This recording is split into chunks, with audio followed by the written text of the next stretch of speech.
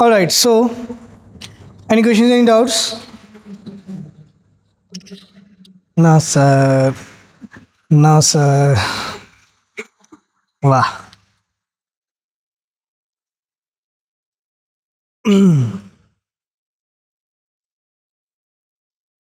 ठीक है. तो कल हमने पढ़ा था अबाउट क्रिटिकल मिनरल्स. यस. आज जो हमारा करंट अफेयर है वो हमने शुरुआत तो करना है शिप बिल्डिंग से, बट शिप बिल्डिंग में क्यों इतना मोमेंटम आया उसको समझने के लिए पहले एक करंट अफेयर सर्विस सेक्टर से रिलेटेड है उसको समझेंगे ताकि शिप बिल्डिंग वाला इजीली समझ आ जाए. ठीक है. तो सबसे पहले लिखते हैं नेशनल लॉजिस्टिक्स पॉलिसी.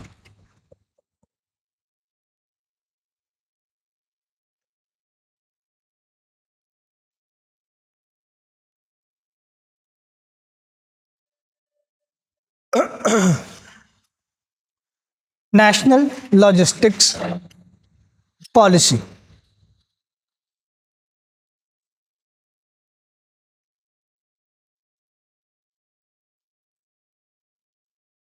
ठीक है.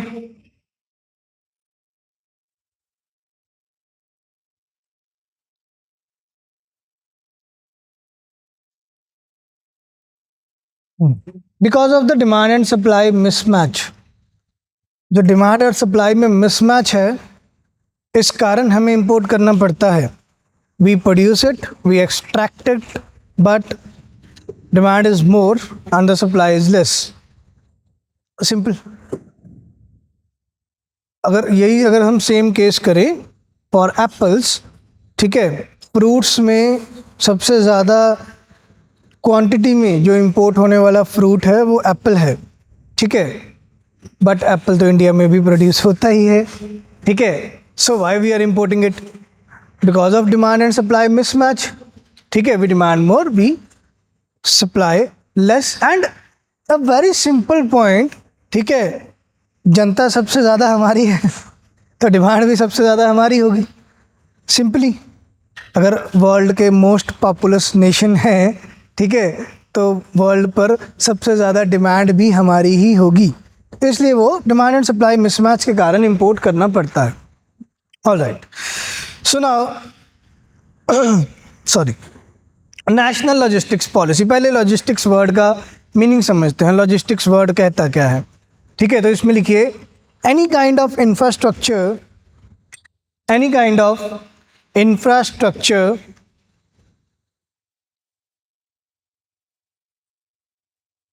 any kind of infrastructure related to transportation,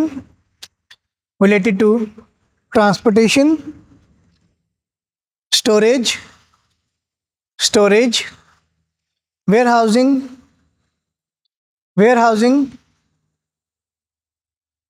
or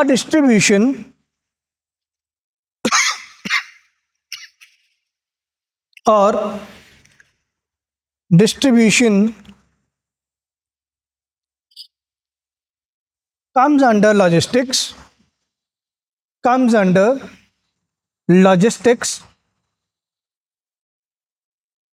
The basic idea behind logistics sector is the delivery of the product. जो बेसिक आइडिया है लॉजिस्टिक्स का वह है डिलीवरी से रिलेटेड. अब चाहे डिलीवरी या जो सामान परचेज किया जा रहा है वो चाहे B2B है चाहे B2C है. B2B stands for business to business, ठीक है, और बिजनेस टू कस्टमर या कंज्यूमर. ठीक है. सो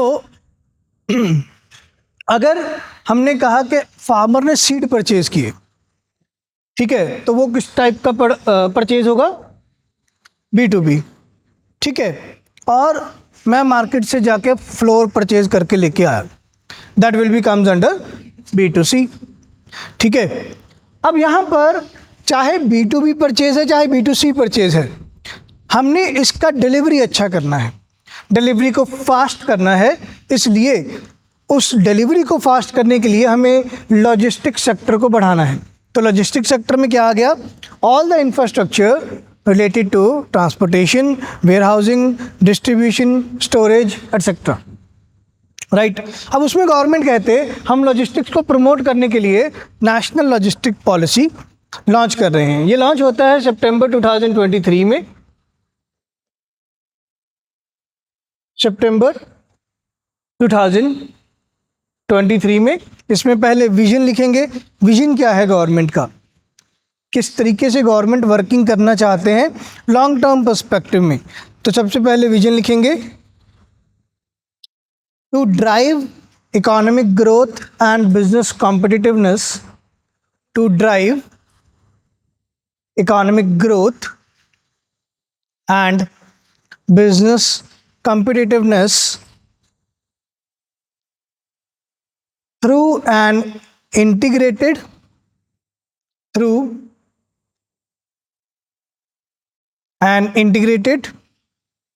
seamless efficient reliable green sustainable and cost effective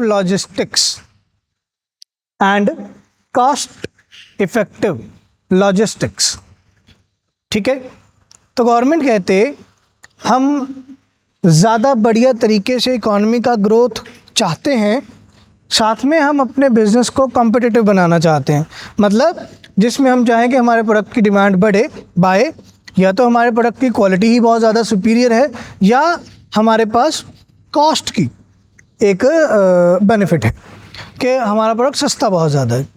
तो इन दोनों चीज़ों की मदद से इन दोनों चीज़ों को पाने के लिए, हम अपने जीडीपी को बढ़ाने के लिए और बिज़नेस को कम्पैटिटिव बनाने के लिए हम क्या चाहते हैं, हम एक नया और बढ़िया लॉजिस्टिक सेक्टर बनाना चाहते हैं।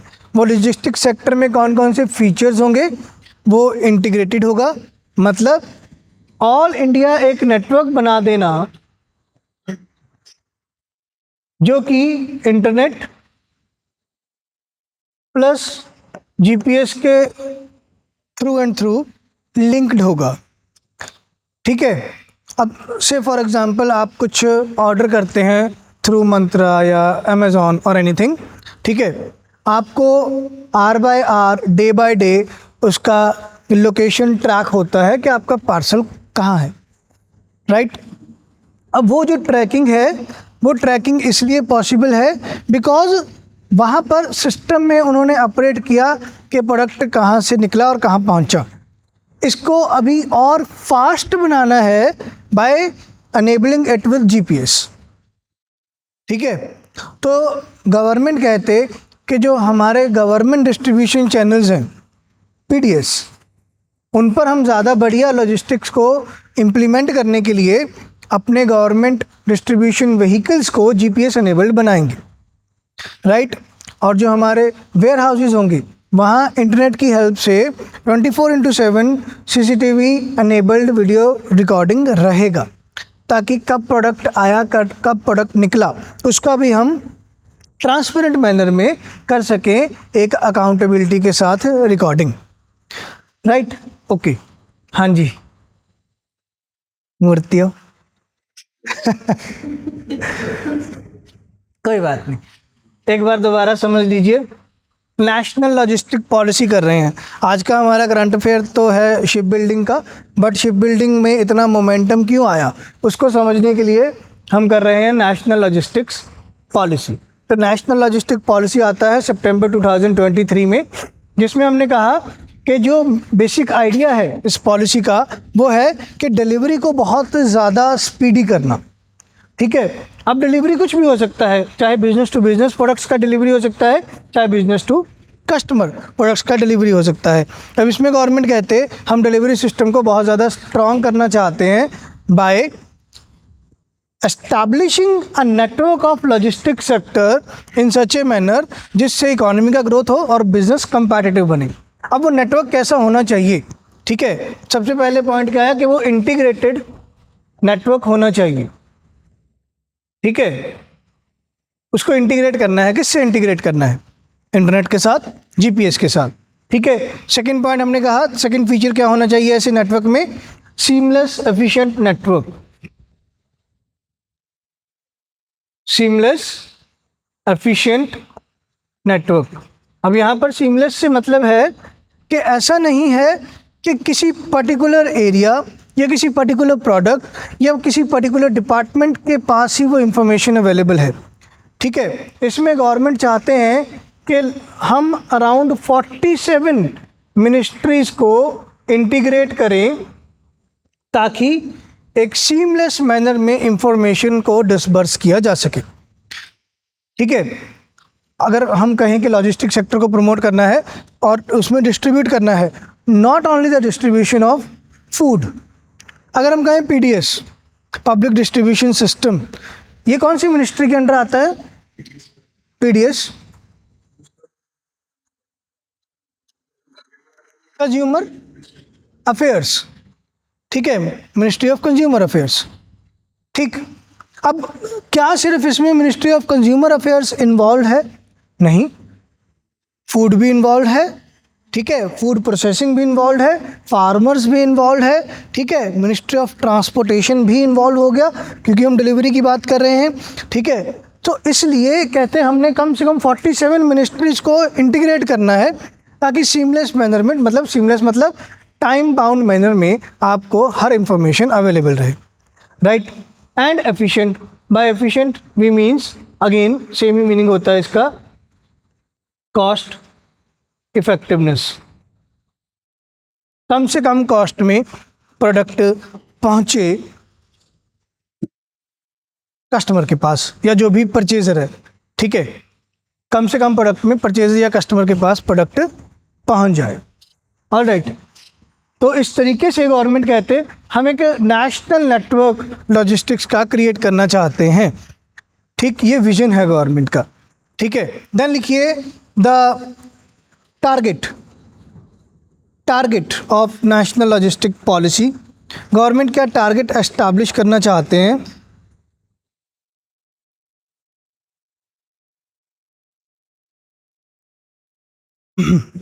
increasing the rank of India, increasing the rank of India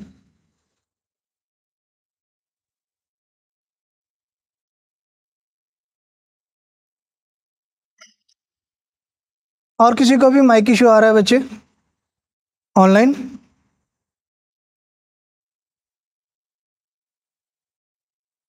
all right, ठीक है। Increasing the rank of India, target लिख रहे हैं हम, increasing the rank of India in logistic performance index, increasing the rank of India in logistics performance index, logistics performance index 225 TO2 to 25 from presently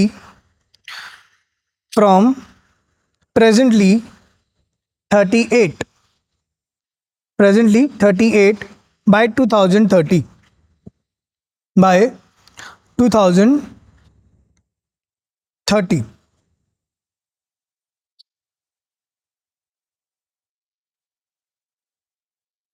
ठीक है। तो यहाँ government कहते कि हम अपने लॉजिस्टिक परफॉर्मेंस को सुधारना चाहते हैं। अब लॉजिस्टिक परफॉर्मेंस को चेक करने के लिए एक इंडेक्स बनता है, लॉजिस्टिक्स परफॉर्मेंस इंडेक्स, ठीक है। ये इंडेक्स कौन बना रहा है? ये बना रहा है world bank. Logistics performance index ये बना रहे हैं वर्ल्ड बैंक। कितने पार्टिसिपेंट्स हैं इसमें? कितने कंट्रीज़ का डेटा स्क्रूटनाइज किया जाता है? अराउंड 139, ठीक है। अराउंड 139 कंट्रीज़ का डेटा स्क्रूटनाइज किया जाता है इस इंडेक्स में, जिसमें इंडिया का रैंक कितना है? 38, और इसको बढ़ाकर हमने 25 तक लेके आना है, अब कौन कौन से पैरामीटर्स हैं जो हम लॉजिस्टिक परफॉर्मेंस इंडेक्स में चेक करते हैं, इस इंडेक्स को चेक करने के लिए इसके बारे में लिखिए। Sorry,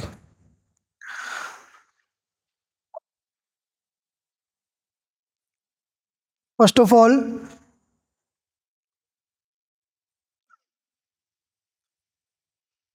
ease in customs handling, ease in, कौन कौन से पैरामीटर्स हैं जो हम लॉजिस्टिक परफॉर्मेंस इंडेक्स में मेजर करते हैं। First of all ease in customs handling, ठीक है। से फॉर एग्जांपल कोई पर्सन अरब कंट्री में गया घूमने फिरने, ठीक है, और उसको पता चला कि गवर्नमेंट ने ना ऐसा नोटिफिकेशन निकाला हुआ है कि अगर कोई इंडिविजुअल जो कि इंडियन सिटीज़न है और अगर वो किसी मिडिल ईस्ट नेशन में घूमने जाता है और वहाँ से फॉर एग्ज़ाम्पल गोल्ड का कोई ज्वेलरी परचेज़ करके लेके आता है, ठीक है, तो वो कस्टम फ्री है अप टू ₹5 लाख, ठीक। तो कोई पर्सन वहाँ से गोल्ड परचेज करके लेके आया। अब फॉर एग्जांपल अब, और ये रॉ गोल्ड नहीं है, गोल्ड ज्वेलरी है, ठीक। तो अब गोल्ड ज्वेलरी आया से 6 लाख रुपीज़ का, ठीक है। तो गवर्नमेंट ने कहा भाई हमने तो तुमको 5 लाख तक का अलाउ किया हुआ है, तुम 5 लाख तक कस्टम फ्री गोल्ड इंपोर्ट करके मतलब अपने साथ में लेके आ सकते हो, ठीक है, हम तुम्हें कुछ नहीं कहेंगे, बट वैल्यू हो गया मान लीजिए 6 लाख, ठीक है। तो तब वहाँ पर उसको कस्टम पे करना होगा। तो कितना इजी है आपका कस्टम हैंडलिंग प्रोसेस कि अगर बाहर से कोई प्रोडक्ट आ रहा है, अब चाहे तो मैं कहीं घूमने गया साथ में प्रोडक्ट लेके आया या मैंने इंपोर्ट किया, तो कितना इजी है आपका कस्टम हैंडलिंग प्रोसेस। ये आपका फर्स्ट पैरामीटर है लॉजिस्टिक परफॉर्मेंस में, ठीक। सेकंड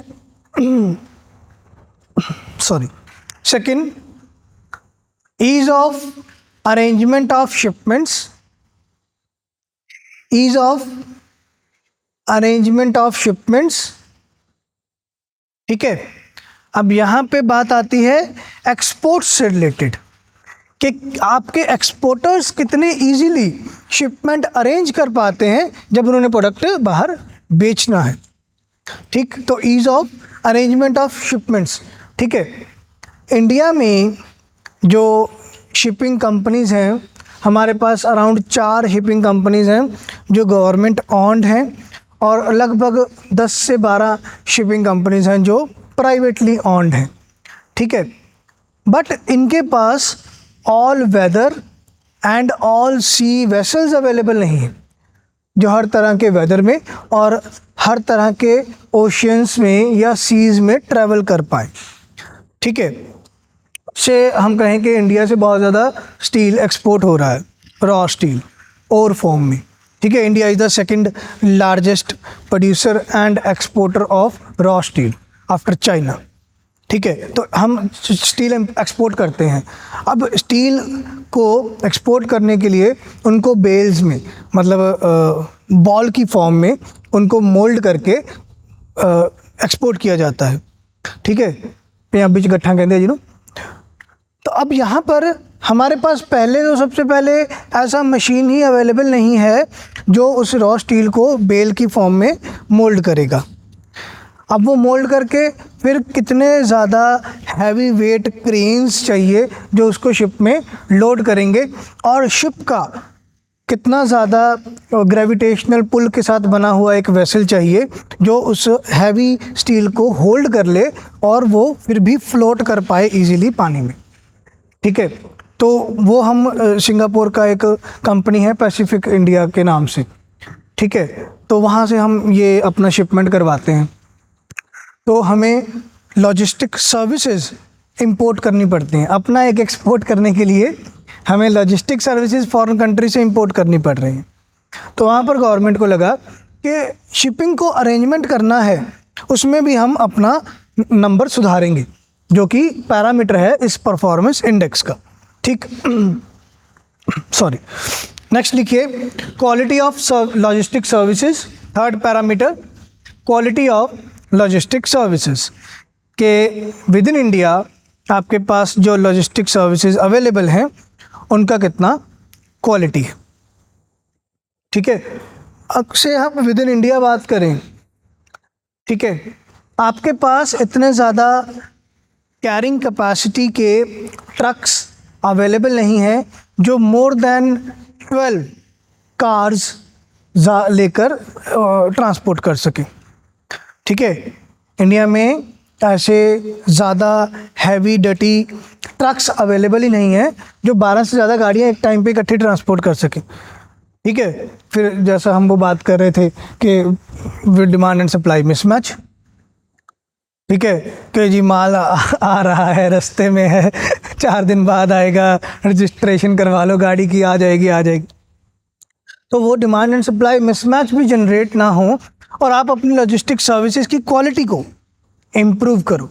ठीक है, बहुत बार ये, चलो मैं तो ये गाड़ियों की एग्जांपल ले रहा हूँ। ठीक है, आप में से बहुतों ने ऐसा फेस किया होगा कि जब हम कोई होम प्रोडक्ट भी मंगवाते हैं किसी ई कॉमर्स वेबसाइट से, ठीक है, तो पैकेजिंग कितना पुअर है, कई बार तो ख़त्म ही हो जाता है जी प्रोडक्ट। ठीक है, या फट गया, जल गया, या कुछ के क्वालिटी डिटीरियरेट हो गया, पैकेजिंग ख़राब होगी, anything.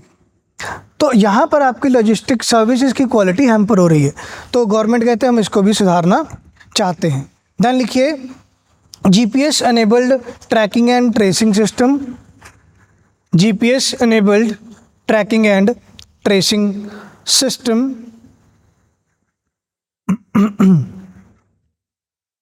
and infrastructure। Tracing, track करना और ट्रेस करना। ठीक है, tracing with the help of satellite mapping and tracking simply कि हाँ प्रोडक्ट कहाँ पहुँचा है, जो नॉर्मली हम इंटरनेट पे ट्रैक करते हैं। ठीक है, एंड लास्ट वन इंफ्रास्ट्रक्चर। ठीक है, कि आपके इकोनॉमी में कितनी ऑल वेदर रोड्स अवेलेबल हैं। ठीक है, आपकी इकोनॉमी में कितना रोड ट्रांसपोर्ट अवेलेबल है, कितना रेल ट्रांसपोर्ट अवेलेबल है, कितना सी ट्रांसपोर्ट अवेलेबल है और कितना एयर ट्रांसपोर्ट अवेलेबल है। ठीक है, अब एयर ट्रांसपोर्ट में भी क्या एयरपोर्ट के ऊपर ही पोर्ट्स अवेलेबिलिटी है, कोल्ड चेन अवेलेबिलिटी है, सी पोर्ट्स पर क्या वेयर हाउस अवेलेबिलिटी है, क्या कोल्ड चेन अवेलेबिलिटी है, उन सारी चीज़ों को चेक किया जाएगा इन इंफ्रास्ट्रक्चर। तो ये 5 पैरामीटर्स बनते हैं कि हमने लॉजिस्टिक परफॉर्मेंस में अपने आप को कैसे आगे लेके जाना है। ठीक है, अब यहाँ पर बात आती है कि फिर ये सारी पॉलिसी को इम्प्लीमेंट करेगा कौन सी बॉडी है। तो इसके लिए लिखिए national committee on for trade facilitation. National committee for trade facilitation.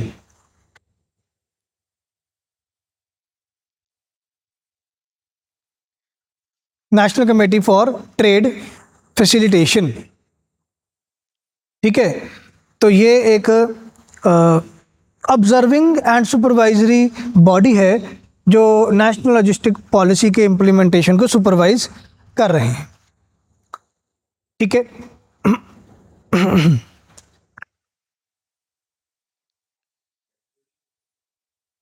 हाँ जी, कमेटी है ये नेशनल कमेटी है। ठीक है, under ministry of commerce and industry. ठीक है, तो इसका कोई एक्ट तो नहीं है, ये अंडर ए मिनिस्ट्री ही क्रिएट की गई है, ना ही ये पार्लियामेंट्री कमेटी है, पार्लियामेंट वालों ने नहीं बनाई है, मिनिस्ट्री ने बनाई है अपने अंडर। ठीक है, तो इसीलिए हमने लिखा कि ये ऑब्जर्विंग बॉडी है, सुपरवाइजरी बॉडी है। ओके, एक पॉइंट लिखेंगे कि अब गवर्नमेंट किस तरीके से वर्किंग कर रहे हैं। तो इसमें लिखिए सबसे पहले the annual average growth of Indian logistic sector is 11% from 2019 to 24, 2019 से 2024। ठीक है, ये हम डेटा कर रहे हैं 31 दिसंबर 2024 का। ठीक है, तो 2019 से लेकर 31 दिसंबर 2024 तक इंडिया का लॉजिस्टिक्स सेक्टर ऑन एवरेज 11% से ग्रो कर रहा है, ठीक है। और जब 2023 में ये पॉलिसी आया था तब गवर्नमेंट ने इसमें एक ऑब्जेक्टिव चूज़ किया था कि हम इंडिया के लॉजिस्टिक्स सेक्टर को 13% ऑफ जीडीपी पर इंक्रीज करना चाहते हैं, ठीक है। अब अगर हम ओवरऑल कॉस्ट की बात करें, तो इंडिया में जो लॉजिस्टिक्स कॉस्ट है वो है 12 to 14% ऑफ जीडीपी। मतलब जितना ही प्रोडक्ट बना और जो भी सर्विसेज क्रिएट हुए उनका डिलीवरी में लगभग 12 से 14% जीडीपी का खर्चा आता है, ठीक है। अब इसमें वो प्रोडक्ट भी हैं जो हम वैसे जीडीपी में काउंट नहीं करते, ठीक है। या वो सारी चीज़ें हैं, वो सिक्योरिटीज़, वो बॉन्ड्स, वो शेयर्स जो हम नॉर्मली जीडीपी काउंट करते हुए काउंट नहीं करते हैं, ठीक है। बट उनका खर्चा, क्योंकि ये तो सर्विस सेक्टर है लॉजिस्टिक्स, उसका खर्चा तो जीडीपी में ले लिया, तो वो 12 से 14% है जीडीपी का। गवर्नमेंट कहते हैं हमने इसको 2030 तक कम करना है और इसको 8% ऑफ जीडीपी के आसपास लेके आना है, जो कि एक ग्लोबल स्टैंडर्ड है। Most of the developed Nations इनका जीडीपी का 8% के करीब रहता है लॉजिस्टिक्स का खर्चा, ठीक है। तो इसमें हम ये लिखेंगे या कोट कर देंगे that yes, by following the international standards government has set the target of bringing down the cost of logistics from 12% to 8% of GDP. Clear? ठीक। 13% ग्रोथ, 13% ऑफ जीडीपी के अकॉर्डिंग हम ग्रोथ चाहते हैं सारे लॉजिस्टिक्स सेक्टर का, ठीक है। This is cost, transportation and warehousing and distribution cost, ठीक है। सॉरी, ऑल राइट, देन आगे लिखिए। तो अभी आपको थोड़ा अंदाज़ा मिल गया कि लॉजिस्टिक पॉलिसी में कैसे इम्प्लीमेंटेशन हुआ, कौन सी बॉडी इम्प्लीमेंट कर रही है, ठीक है। और अगर हम बात कर रहे हैं ना ये लॉजिस्टिक परफॉर्मेंस इंडेक्स का, इसमें हमारा रैंक अब 38 है, ठीक है। ये प्री कोविड रैंक था हमारा 52, प्री कोविड रैंक था इंडिया का 52, ठीक है, 2019 में। और 2024 में हमारा रैंक आ जाता है 38। तो 5 साल में हमने 14 रैंक जंप किए हैं, जो कि एक अच्छी बात है कि हाँ, लॉजिस्टिक पॉलिसी का हमें फ़ायदा हुआ है, नेशनल लॉजिस्टिक पॉलिसी बनाने का फ़ायदा हुआ है, ठीक है। चलिए, अब इसमें किस तरीके से लॉजिस्टिक्स को प्रमोट करने के लिए स्कीम्स या इनिशिएटिव्स जो गवर्नमेंट के पहले ही चल रहे हैं, ठीक है। सबसे पहले वी हैव गति शक्ति महापरियोजना।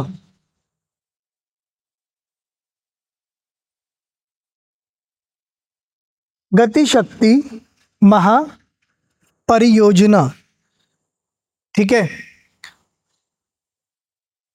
ये प्रोग्राम बनाया गया था 2018-19 में, ठीक है। बट तब ये एक इंडिविजुअल प्रोग्राम था, जिसमें नाम से पता लग रहा है गति मीन्स स्पीड, शक्ति मीन्स पावर। तो ट्रांसपोर्टेशन सेक्टर को स्पीडी बनाना और एम्पावर करना, उस चीज़ से रिलेटेड एक प्रोग्राम आया था। बट इसको 2019 और 2019-20 में इसको महापरियोजना, मतलब अब इसको एक अम्ब्रेला स्कीम बना दिया गया, और बाकी जो स्कीम्स थे लॉजिस्टिक सेक्टर को अपग्रेड करने के लिए वो इसमें इंक्लूड कर दिए गए या इसमें मर्ज कर दिए गए। वो कौन कौन से हैं?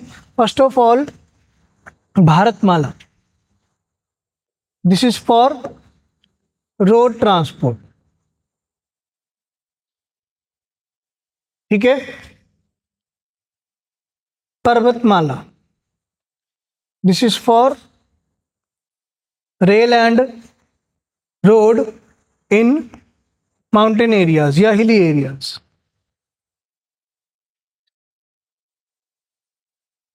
ठीक है, देन सागरमाला, वाटर ट्रांसपोर्टेशन,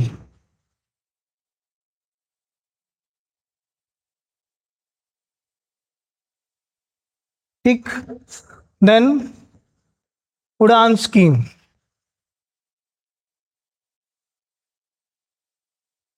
उड़े देश का आम नागरिक। ठीक है, this is for improving the air transports so that poor class या middle class या lower income group citizens of country can also enjoy the air transport system। ठीक है, उड़ान स्कीम। तो अब ये सारे स्कीम्स या ये सारे जो डिफरेंट इनिशिएटिव्स थे गवर्नमेंट के, वो मर्ज हो गए हैं गति शक्ति के अंदर। ठीक है, एंड अब इसी में ही इंक्लूड कर लिया गया शिप बिल्डिंग, इसी में ही इंक्लूड कर लिया गया है शिप बिल्डिंग। ठीक है, इसलिए अब शिप बिल्डिंग को कहा जा रहा है कि ship building will be treated as infrastructure development. ठीक है, पहले शिप बिल्डिंग को क्या माना जा रहा था कि ये तो एक प्रोडक्ट है, गुड है किसी कंपनी का जो बना रही है। एक कंपनी है, शिप बनाती है, उससे शिपिंग कंपनी परचेज करते हैं और ट्रांसपोर्टेशन सर्विसेज में डिप्लॉय करते हैं। Now that company who is for making the ship is treated as infrastructure developing company. ठीक है, अब पढ़ते हैं शिप बिल्डिंग के बारे में। All right, ship building.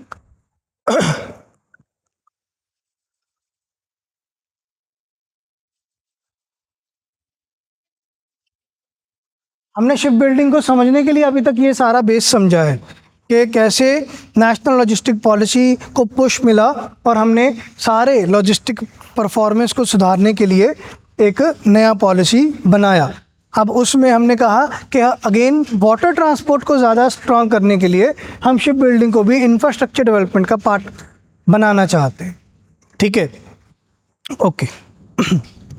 तो इसमें लिखिए सबसे पहले,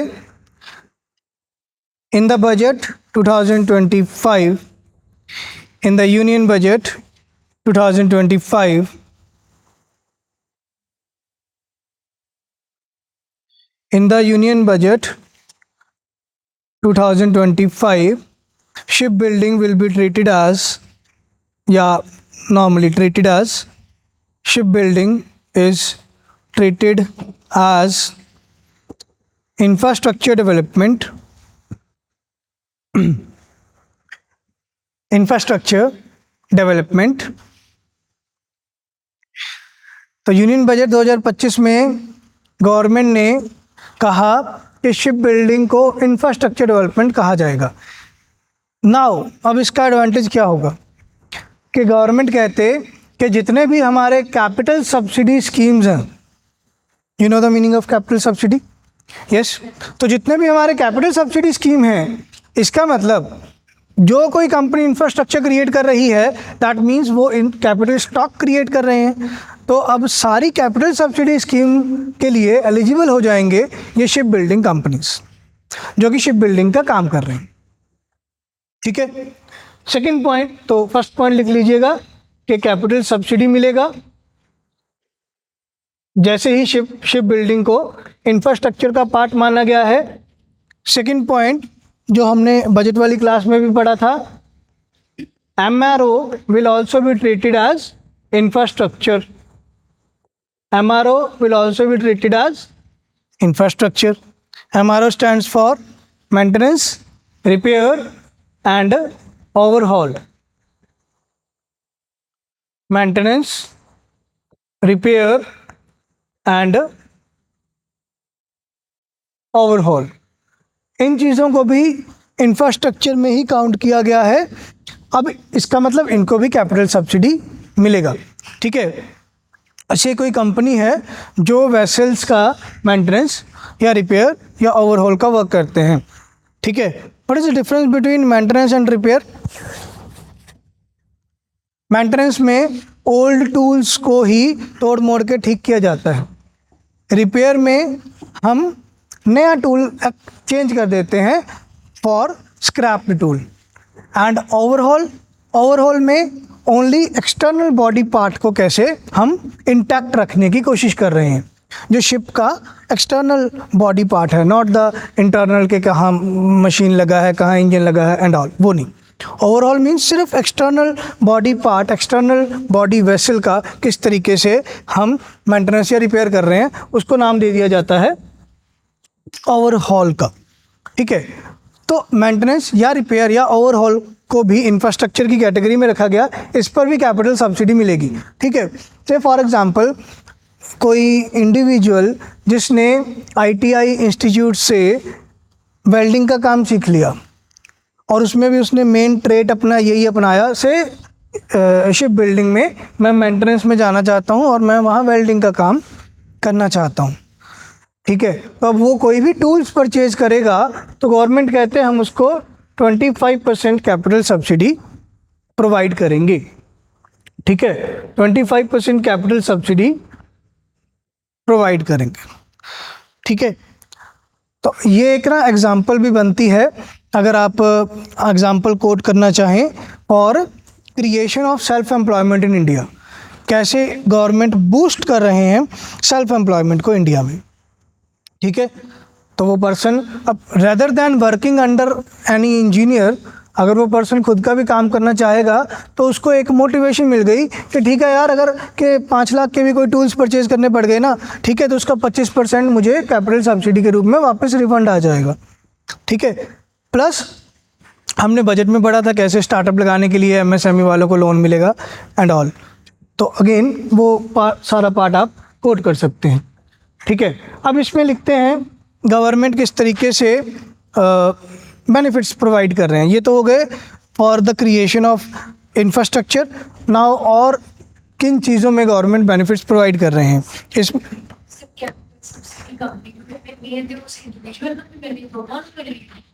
या तो अगर कंपनी बना रही है वो प्रोडक्ट शिपिंग से रिलेटेड और कंपनी ही मेंटेनेंस वाली कंपनी है, तब उसको कैपिटल सब्सिडी मिलेगा। बट उसको जो कैपिटल सब्सिडी मिलेगा वो जो मशीनरी खरीद रहे हैं आगे टूल्स बनाने के लिए, जो मशीनरी परचेज किया टूल्स बनाने के लिए, वो मशीनरी खरीदने पर उनको कैपिटल सब्सिडी मिला, ठीक।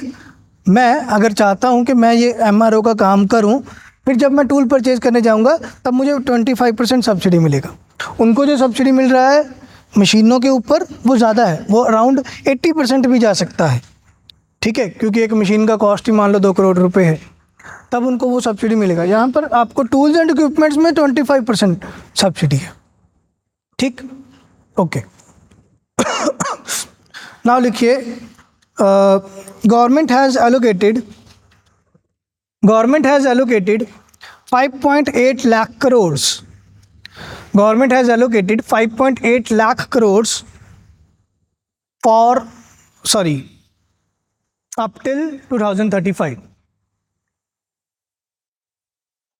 Government has allocated 5.8 lakh crores up till 2035, ठीक है, आने वाले 10 साल के लिए। ये प्रेजेंट बजट का मैं आपको बता रहा हूँ। तो प्रेजेंट बजट में ये बात आई कि 2035 तक हमने 5.8 लाख प्रोवाइड किया है। अब इसको 5.8 लाख को कहाँ कहाँ डिसबर्स करना है वो लिखिए। 50% in port modernization, 50% in port modernization, 35% for port connectivity, 10% for port-led industries, 10% for port-led industries, and remaining 5% and remaining 5% for coastal community development. Coastal community development. ठीक है, से फॉर एग्जांपल कोई पोर्ट सिटी है, port city के आसपास कोई tribes भी रहते हैं। अब वहाँ पे गवर्नमेंट कहते हैं हमने शिपिंग बिजनेस को बूस्ट करने के लिए उसको इंफ्रास्ट्रक्चर का नाम दे दिया, तो बहुत सारी कंपनीज चाहेंगी कि हम अपनी फैक्ट्री वहीं लगाएं जहाँ पोर्ट सिटी नज़दीक है, ताकि हमारा ट्रांसपोर्टेशन का लॉजिस्टिक्स का कॉस्ट ना आए। ठीक है, तो अब उस केस में गवर्नमेंट कहते कि अगर कोई कंपनीज एस्टैब्लिश होती हैं इन दीज ट्राइबल और कोस्टल एरियाज़, तो वहाँ कोस्टल कम्युनिटी की डेवलपमेंट और सेफ गार्ड के लिए भी हम काम करेंगे। वहाँ पर हम 5% एलोकेट करते हैं इस पूरे 5.8 लाख करोड़ के बजट का। ठीक है, इसमें जो मेन 2024 वाला करंट अफेयर था उसमें आपको साथ में क्या याद रखना है, marine development fund, marine development fund of 25,000 crore rupees. Last year 2024 में ये पॉइंट आया था मैरीन डेवलपमेंट फंड का, जिसमें एलोकेशन रखा गया था 25,000 करोड़ का। ठीक है, लास्ट ईयर शिप बिल्डिंग को प्रमोट किया गया था, but not as an infrastructure, कि हाँ भाई ठीक है, शिपिंग कंपनीज को बोला गया था ज़्यादा शिप वेसल्स बनाओ, बट एज एन इंफ्रास्ट्रक्चर नहीं उसको प्रमोट किया गया था। उसके लिए गवर्नमेंट ने 25,000 करोड़ का marine development fund marine development fund बनाया था 25,000 करोड़ का, जिसमें गवर्नमेंट कहते कि हम इंटरेस्ट सबवेंशन के कोलेटरल फ्री लोन प्रोवाइड करेंगे। ठीक है, इंटरेस्ट सबवेंशन के कोलेटरल फ्री लोन प्रोवाइड करेंगे मैरीन डेवलपमेंट फंड। अब यही मैरीन डेवलपमेंट फंड इन पे भी लागू होगा जो कि कैपिटल स्टॉक परचेज करना चाहते हैं related to ship building and MR. अब चाहे कोई कंपनी मशीनें खरीदना चाहती है शिप बनाने के लिए, या कोई कंपनी मशीनें खरीदना चाहती है शिप्स के एमआरओ के लिए, उनको लोन मिल जाएगा इस फंड में से, मैरीन डेवलपमेंट फंड में से। क्लियर? ठीक है, बाकी का जो डेटा है कि कितना जीडीपी का वैल्यू है, जीडीपी में कितना वैल्यू है शिप बिल्डिंग का पिछले 7-8 सालों का और प्रेजेंटली, ठीक है, और क्या ग्रोथ देखने को मिल सकता है शिप बिल्डिंग में, और कौन कौन से गवर्नमेंट के कुछ और रिलेटेड पुराने प्रोजेक्ट चल रहे हैं, वो मैंने आपको नोट्स में प्रोवाइड कर दिया है, वो आप इजीली पढ़ लेंगे। वैसे है तो डेटा ही कि $150 मिलियन का वैल्यू था शिप बिल्डिंग का 2016 में, प्रेजेंटली ये अराउंड $275 मिलियन का वैल्यू कैरी कर रहा है, और हम ये एक्सपेक्ट कर रहे हैं कि 2025 में ये $300 मिलियन हो जाएगा, और तो 2030 में हम इसको $500 मिलियन की इंडस्ट्री बनाना चाहते हैं शिप बिल्डिंग के मामले में। तो ऐसे कुछ डेटा है, वो आप पढ़ेंगे इजीली आपको समझ आ जाए। ठीक है, आगे बढ़ते हैं।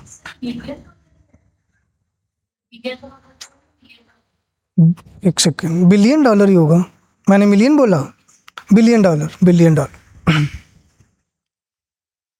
Okay, next current affair, India's first AI unicorn. India's first AI unicorn.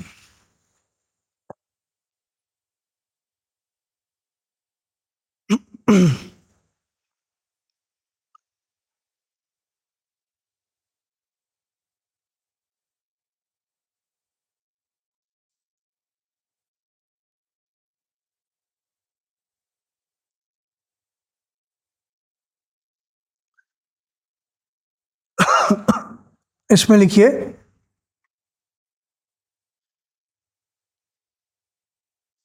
in 2024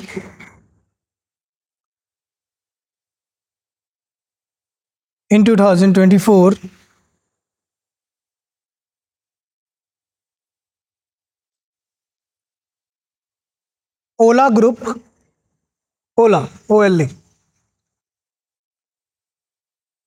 Ola Group established India's first AI unicorn, India's first AI unicorn named as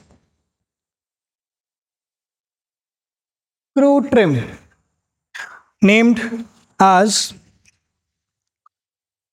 Crew Trim.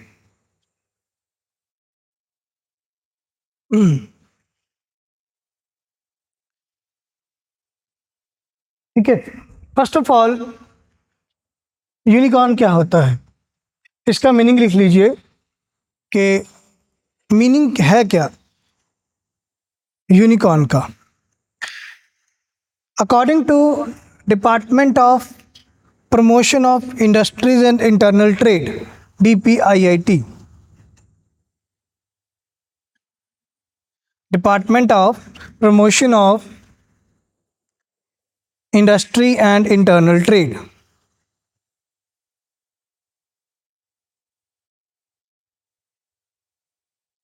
a unicorn a unicorn is a startup. A unicorn is a startup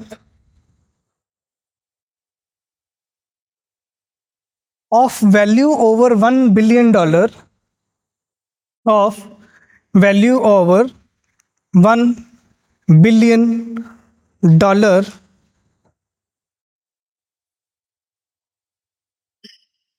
where the main product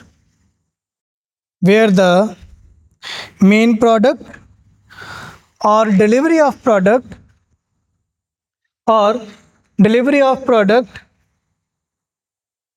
is provided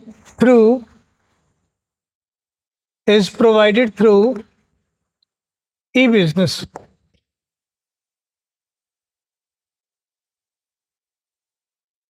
ठीक है, तो एक unicorn एक ऐसा startup होगा जिसका valuation $1 billion होगा। ठीक है, वैल्यूएशन मतलब नेटवर्थ, इन्वेस्टमेंट उसमें कितना किया डजेंट मैटर, वैल्यूएशन उसका, नेटवर्थ उसका $1 बिलियन है। ठीक है, और उसका या तो मेन प्रोडक्ट या उसके प्रोडक्ट का डिलीवरी जो प्रोवाइड किया जा रहा है वो थ्रू ई बिजनेस किया जा रहा है। ठीक है, now what is the difference between E business and e commerce? Anyone सुने हुए हैं ये दोनों words? Yes yes, e commerce तो सुना है, ऑपरेट भी करते हैं। क्या होता है ई कॉमर्स का मीनिंग? ओके, देन ई बिजनेस आप उल्टा बोल गए।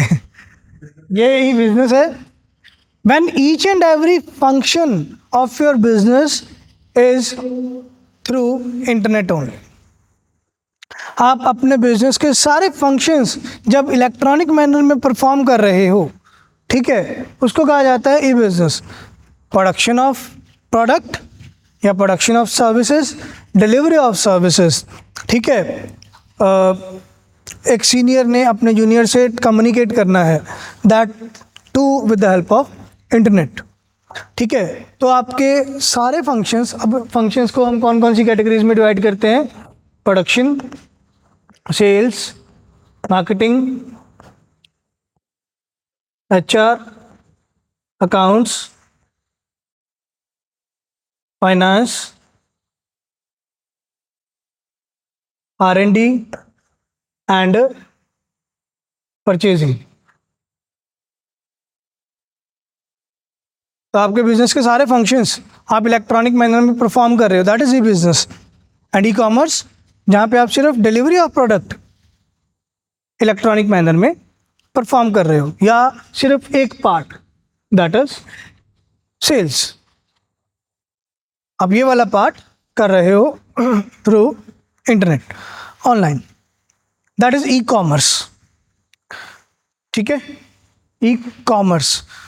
ठीक है, what is the difference between commerce and business? Business में you are producing something and selling something. Commerce में you are buying and again selling something, जिसको हम ट्रेडिंग बोलते हैं। ठीक है, बिजनेस में आप अपना प्रोडक्ट बना रहे हो और बेच रहे हो। कॉमर्स में हमने प्रोडक्ट बनाया नहीं, खरीदा और आगे बेचा। ठीक है, से what is Amazon?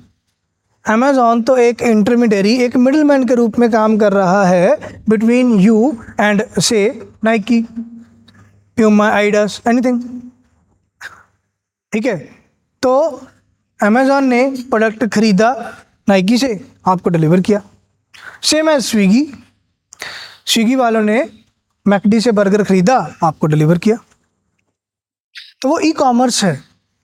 But because Swiggy ने अपने सारे बिजनेस फंक्शनिंग को ऑनलाइन कर लिया है, ठीक है, ऐप डाउनलोड करना है ऑनलाइन, कस्टमर केयर से बात करनी है also with the help of internet, product का डिलीवरी हो रहा है ऑनलाइन, अपने डिलीवरी एजेंट से बात करनी है वो भी ऑनलाइन, डिलीवरी एजेंट को पेमेंट प्रोवाइड करना है वो भी ऑनलाइन। ठीक है, इसलिए वो ई बिजनेस भी है। ठीक है, जैसे हम बात बैंकिंग में हमने पार्ट पढ़ा था नियो बैंक्स का, एक बैंक जो अपनी सारी फंक्शनिंग ऑनलाइन करने लग गया, वो नियो बैंक भी है। Same as it is e commerce भी ई बिजनेस बन सकता है। ठीक, अब एक ऐसा स्टार्टअप जो हमने लगाया on the grounds of E business और उसका वैल्यूएशन कितना चला गया है, अप टू $1 बिलियन। ठीक है, $1 बिलियन तक उसका वैल्यूएशन चला गया है। ठीक है, मतलब इक्वल टू और मोर देन $1 बिलियन। ठीक है, तो उसको कहा जाएगा यूनिकॉर्न। अब इनको कौन कौन सी कैटेगरीज में बांटा हुआ है, मैच द कॉलम का ज़्यादातर क्वेश्चन आएगा आपको। कैटेगरीज एक साइड नाम लिखा होगा, कौन कौन सी कैटेगरी है, वैल्यूएशन या इन्वेस्टमेंट या टर्नओवर की लिमिट्स पूछी जाएंगी। ठीक है, तो इसमें मेंशन कर लीजिए यूनिकॉर्न। चलो मैंने आपको बता दिया कि यूनिकॉर्न में जो वैल्यूएशन है वो है $1 बिलियन। ठीक है, सबसे पहला जो इनका कैटेगरी रहता है उसको बोलते हैं मिनीकॉर्न। मिनीकॉर्न, मिनीकॉर्न में वैल्यूएशन रहता है अप टू $1 मिलियन। ठीक है, मतलब अब यहाँ पर अप टू से मतलब है मोर देन और इक्वल टू, यहाँ पे less than equal to meaning नहीं है, यहाँ पे मोर देन इक्वल टू है। ठीक है, तो अगर आपका $1 मिलियन या उससे ज़्यादा का इन्वेस्टमेंट है, आपको कहा जाएगा मिनीकॉर्न। ठीक है, then soonicorn, soonicorn,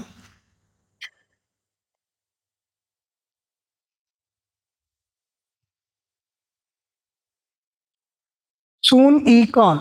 ठीक है, मतलब soon to be unicorn, soon to be unicorn, मतलब इसका जो इन्वेस्टमेंट है या सॉरी जो वैल्यूएशन है वो मोर देन $1 मिलियन है बट लेस देन $1 बिलियन है, तो इसको बोला जाएगा सून ई कॉर्न। देन यूनिकॉर्न ये हमने पढ़ लिया, जिसका investment more than 1 billion sorry valuation more than $1 billion है। देन इसके बाद डेकाकॉर्न, डेकाकॉर्न इनका जो वैल्यूएशन है वो मोर देन $100 बिलियन है। ठीक है, एंड लास्टली हेक्टोकॉर्न, लास्टली हेक्टोकॉर्न इनका जो वैल्यूएशन है वो more than $1 trillion, more than $1 trillion. ठीक, ऑल राइट, तो ये कैटेगरीज बांटी हुई हैं और इनका सवाल मैच द फॉलोइंग में आ जाता है। ठीक है, तो इंडिया में पहला एआई यूनिकॉर्न प्रोडक्ट क्या है इसका, क्वांटम कंप्यूटिंग या मतलब सिंपली आर्टिफिशियल इंटेलिजेंस इसका प्रोडक्ट है। और ये यूनिकॉर्न किसने एस्टैब्लिश किया? ओला ग्रुप वालों ने, इस नाम से, क्रू ट्रिम के नाम से। अब इसमें एक डेटा कोड करने के लिए आप लिख लीजिए, up to 31 March 2024, up to 31 March 2024, number of unicorns in India up to 31st March 2024, number of unicorns in India 111, 111 unicorns established हैं इंडिया में 31 मार्च 2024 तक। ठीक है, ओके।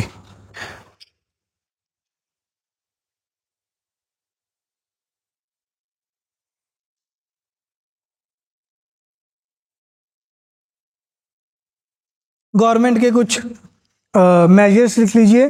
गवर्नमेंट स्टार्टअप्स को प्रमोट करने के लिए कौन कौन से प्रोग्राम्स या कौन कौन से मेजर्स लॉन्च कर रहे हैं?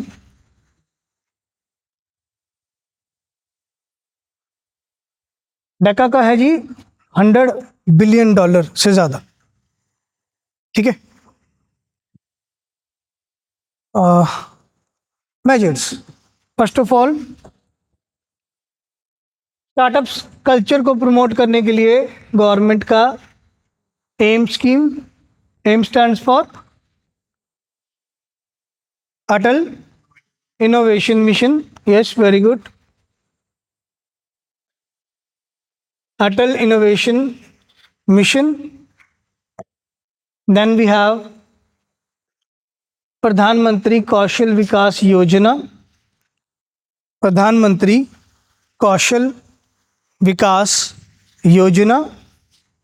2023-24 के बजट में इसका 4th राउंड लॉन्च किया गया था, प्रधानमंत्री कौशल विकास योजना 4.0। 23-24 में प्रधानमंत्री कौशल विकास योजना का 4th राउंड एस्टैब्लिश किया गया था, PMKVY 4.0। ये स्कीम आता है 2015 में, 2015-16 के बजट में आया था ओरिजिनली। ठीक है, और 23-24 में इसका 4th राउंड लॉन्च किया गया, जिसमें मेजर पॉइंट ही क्या था? To upgrade the skills in tech savvy youth by क्या चीज? किस चीज? वो तो विश्वकर्मा योजना था, आर्टिसंस के लिए, हैंडीक्राफ्ट्स के लिए, पीवीटीजीज को प्रमोट करने के लिए। ठीक है, वो ये कौशल विकास योजना, वो विश्वकर्मा बोल जगह हिंदी में कोई बात नहीं। तो प्रधानमंत्री कौशल विकास योजना 2023-24 4.0 क्या कह रहा है? To upgrade the skills in tech savvy youth by modernising and enabling skill centers with AI to make them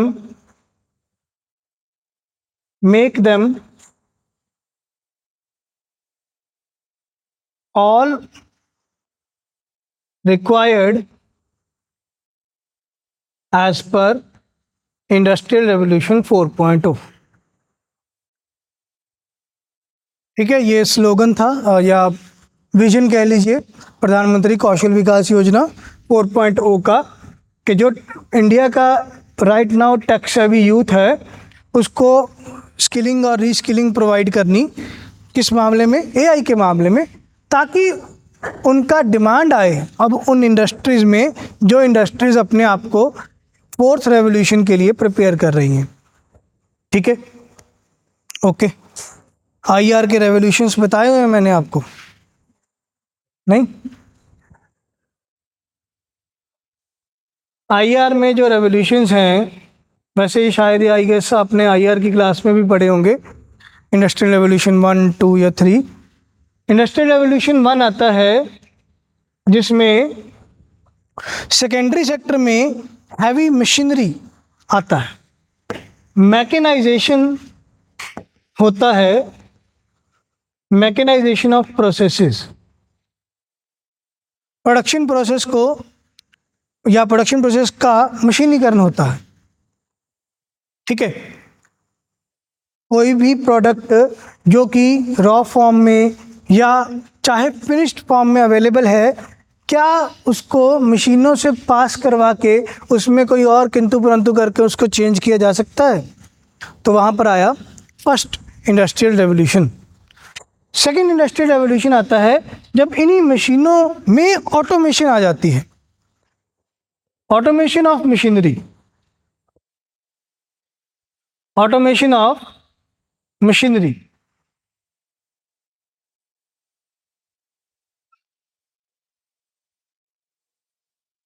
ठीक है, यहां पर आईआर 2.0, यहां पर एक कार कंपनी जो बहुत ज़्यादा तरक्की करती है, दैट इज फोर्ड। जो फोर्ड कंपनी के मालिक थे, हेनरी फोर्ड नाम के पर्सन थे। ठीक है, इन्होंने ये इंडस्ट्रियल रेवोल्यूशन 2.0 को इम्प्लीमेंट करने में हेल्प किया, जिसमें वो कहते कि हम मशीनरी में भी ऑटोमेशन ले आते हैं, मशीनरी खुद चलेंगी। ठीक है, किस चीज़ की हेल्प से? उसको हम बोलते हैं टाइमिंग चेन या टाइमिंग बेल्ट। ठीक है, एक टाइमिंग बेल्ट इंस्टॉल कर दिया गया कि एक फिक्स टाइम बाद मशीनरी या वो पार्ट मूव हो जाएगा नेक्स्ट प्रोसेस में। ठीक है, तो टाइमिंग बेल्ट लगा दी। किसको ये समझ आ गया टाइमिंग बेल्ट क्या होता है? किसको नहीं समझ आया? नहीं समझ आया?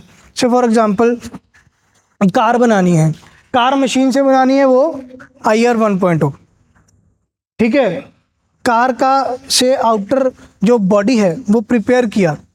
ठीक है, उसमें कोई छोटा मोटा वेल्डिंग करना है, उसको मशीन को टाइम मिला हुआ है 5 मिनट्स। 5 मिनट्स में अगर वेल्डिंग हो गया, नहीं तो ऑटोमेटिकली वो चेन आगे प्रोसेस पे से पेंटिंग के प्रोसेस पे चली जाएगी। ठीक है, टाइमिंग लगा दिया बेल्ट्स पर, बेल्ट्स मूव कर जाएंगी एक प्रोसेस से दूसरे प्रोसेस में। ठीक है, वो आईआर 2.0। आईआर 3.0 कंप्यूटराइजेशन, ये तो लेटेस्ट है और ये साइमल्टेनियसली चल रहा है इंडिया में। आईआर 3.0 और 4.0, मतलब most of the developing countries ये अभी ट्रांजिशन देख रहे हैं 3.0 में और 4.0 में। डेवलप्ड कंट्रीज जो हैं वो 4.0 पे आ गई हैं। तो इंडिया कहता हमने अपने आप को और अपने टेक सेवी यूथ को प्रिपेयर करना है 4.0 के लिए। ठीक है, तो आईआर 3.0 में कंप्यूटर्स आ गए थे, अब आईआर 4 में आर्टिफिशियल इंटेलिजेंस। राइट? ठीक है सर, ओके, आगे बढ़ते हैं।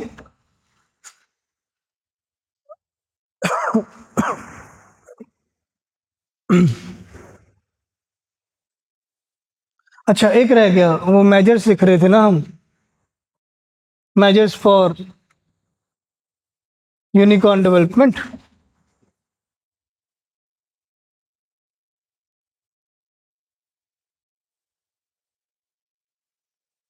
Third one, multiplier grant scheme.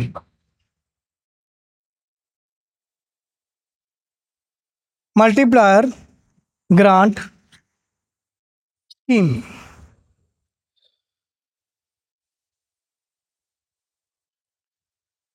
ठीक है। मल्टीप्लायर ग्रांट स्कीम क्या कहता है?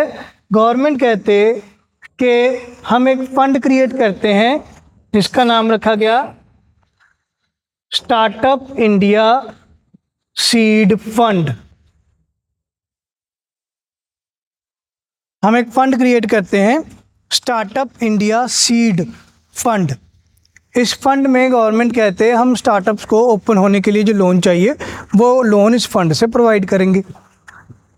ठीक है, जब भी कोई इनिशियल कैपिटल चाहिए होती है और वो हमें कोई प्रोवाइड कर दे, ठीक है, जब भी हमें इनिशियल कैपिटल चाहिए होती है और वो कोई और प्रोवाइड कर दे, वो खुद बन जाता है एंजल इन्वेस्टर, और वो जो कैपिटल प्रोवाइड करता है, ठीक है, उसको या तो एंजल इन्वेस्टमेंट बोल दो,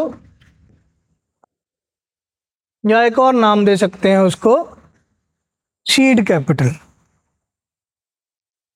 सीड कैपिटल, ठीक है। अब अगर तो मेजर पोर्शन उस एंजल इन्वेस्टर ने प्रोवाइड किया है तो उसको एंजल इन्वेस्टमेंट बोलेंगे, ठीक है। अगर उसने थोड़ा पोर्शन प्रोवाइड किया है तो फिर उसको सीड कैपिटल बोलेंगे। मेजर पोर्शन मतलब 50% पोर्शन अगर मेरे को किसी सेकंड पर्सन ने, थर्ड पर्सन ने प्रोवाइड किया तो मैं उसको एंजल इन्वेस्टमेंट बोलूँगा, और वो मेरे लिए बन जाएगा एंजल इन्वेस्टर। और अगर से 10% कैपिटल उसने मुझे प्रोवाइड किया, उसको बोला जाएगा फिर सीड कैपिटल। तो गवर्नमेंट ने सीड कैपिटल के लिए startup India seed fund establish किया, ठीक, जिसमें गवर्नमेंट कहते कि हम आपको अप टू 2 करोड़ रुपीस का again collateral free loan provide करेंगे, और जो इसका ड्यूरेशन होगा, जो इस फंड में से दिए गए लोन का टाइम पीरियड होगा, वो होगा up to the year of recovery of initial investment, कि आपको जितने साल लगते हैं अपनी इनिशियल इन्वेस्टमेंट को रिकवर करने में। मान लीजिए हमने स्टार्टअप लगाया से 50 लाख रुपए का, उसमें से गवर्नमेंट से सीड कैपिटल लिया 20 लाख रुपए का, ठीक है, तो मेरा इन्वेस्टमेंट कितना है 30 लाख रुपए।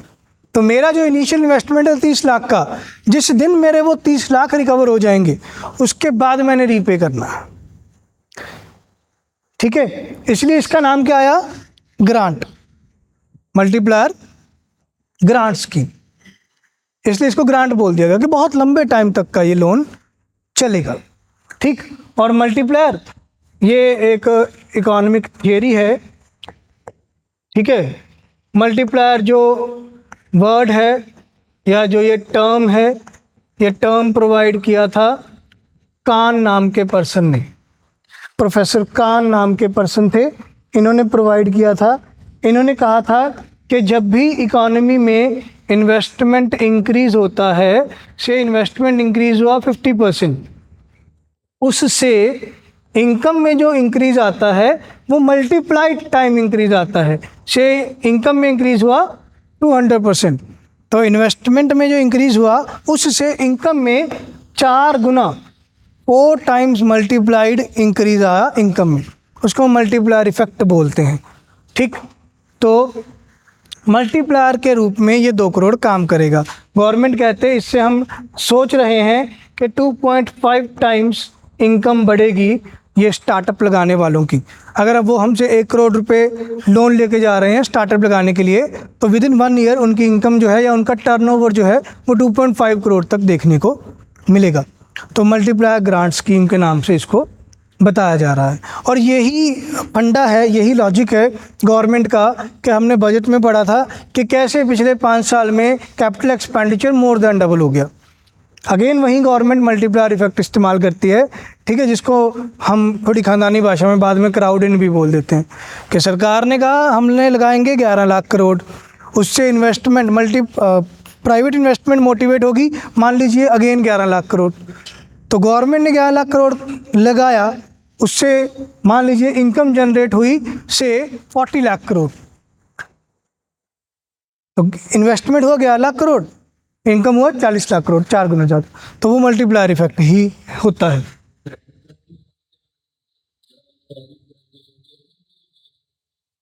क्रेडिट गारंटी फंड जो है वो मिलेगा एमएसएमई सेक्टर्स को और the promotion of traditional industries, ठीक है। स्टार्टअप्स के लिए ये वाला फंड, स्टार्टअप मतलब जिसमें वो with the help of tech अपना प्रोडक्ट बना रहे हैं या डिलीवर कर रहे हैं, ठीक है, तो वहाँ पे उसका ये वाला फंड बना दिया, ठीक।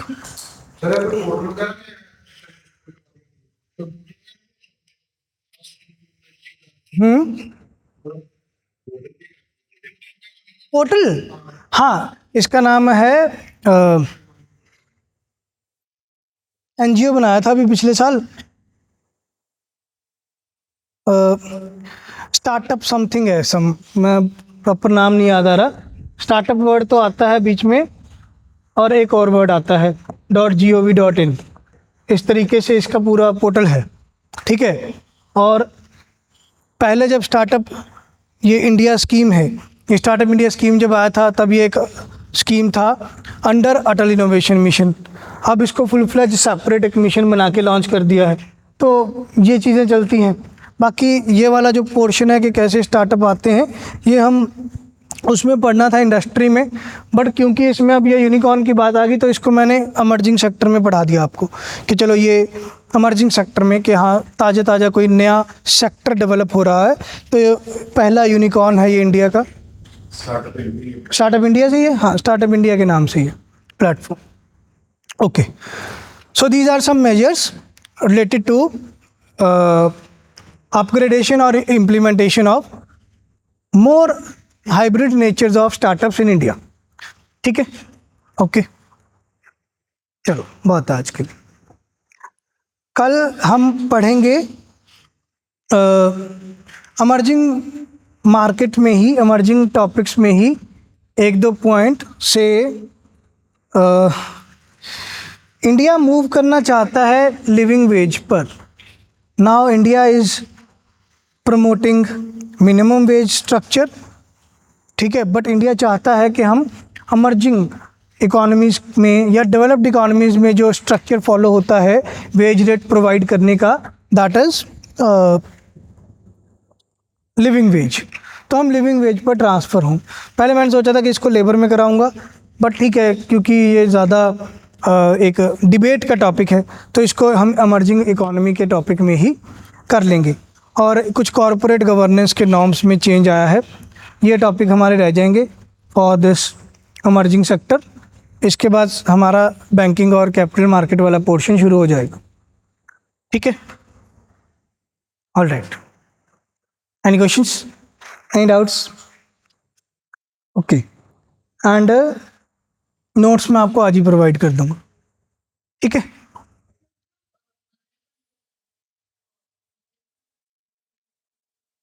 मदर फंड आपका एक अम्ब्रेला फंड है, ठीक है। गवर्नमेंट ने कहा जितने भी स्टार्टअप लगेंगे उसमें से मदर फंड के नाम का एक फ़ंड बना दिया है। मदर मतलब mother fund is a type of fund, not a name of fund, ठीक है। तो ये एक फ़ंड बना दिया है जो सारे स्टार्टअप्स को लोन देगा। उसमें से टेक स्टार्टअप्स के लिए ये फ़ंड, ठीक है, से स्पोर्ट्स सेक्टर के लिए ये फ़ंड, इंडस्ट्री सेक्टर में पावर जनरेशन के लिए ये फ़ंड, उनको आगे बांट। सीड फंड में जब बिल्कुल नया स्टार्टअप इंट्रोड्यूस करना है और जो आपको इनिशियल इन्वेस्टमेंट चाहिए उसके लिए आप लोन ले रहे हो, वो सीड फंड, ठीक है। Okay, alright, thank you.